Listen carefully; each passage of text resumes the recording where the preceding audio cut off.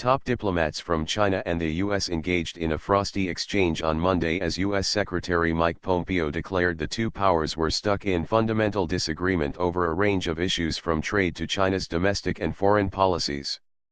The exchange, between Pompeo and Chinese Foreign Minister Wang Yi in Beijing, displayed an unusually stern tone from both sides, amid rising tension between the world's two largest economies. Wang, also a state counselor, accused Washington of escalating the trade conflict, interfering with Taiwan, and leveling false accusations about China's domestic and foreign policies, according to a readout posted on China's Foreign Ministry website.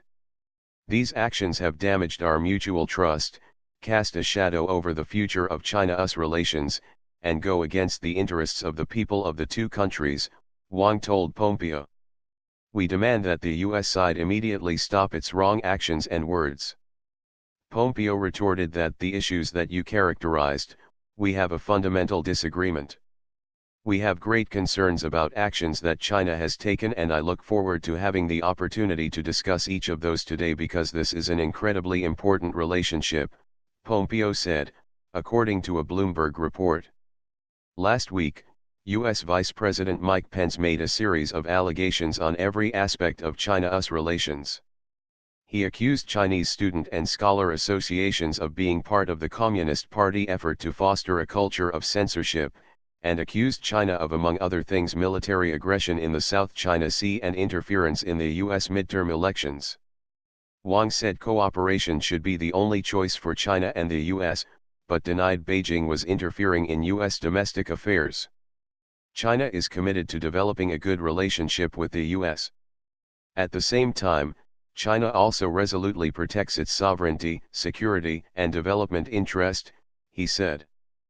Pompeo's meeting in Beijing was the last stop of his Asia trip, intended to revitalize the stalled denuclearization negotiations with Pyongyang, in particular, amid concerns that worsening Sino-US relations could undermine their cooperation on North Korea.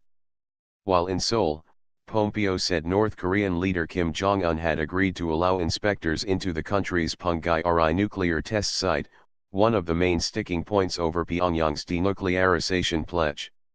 During the meeting in Beijing, Wang said China and the U.S. should strengthen cooperation on North Korea. Pompeo also met with Politburo member Yang Jiechi. However, there were no plans for him to meet with Chinese President Xi Jinping, which was seen as a sign of worsening relations between the two powers. During the last 3 days of his Asia trip, Pompeo met with top leaders from all three nations in Japan, South, and North Korea. The U.S. diplomat also met with Xi during a similar trip to the region in June. On a more positive note, Wang said China was still willing to solve the trade dispute with the U.S. through negotiations, but they must be conducted on an equal, sincere, and serious basis.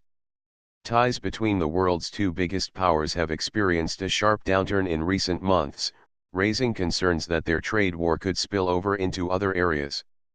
High-level exchanges between the two countries have been frozen, including a planned diplomatic and security meeting between U.S. Secretary of Defense James Mattis and Chinese Defense Minister Wei Fenghe originally scheduled for mid-October in Beijing.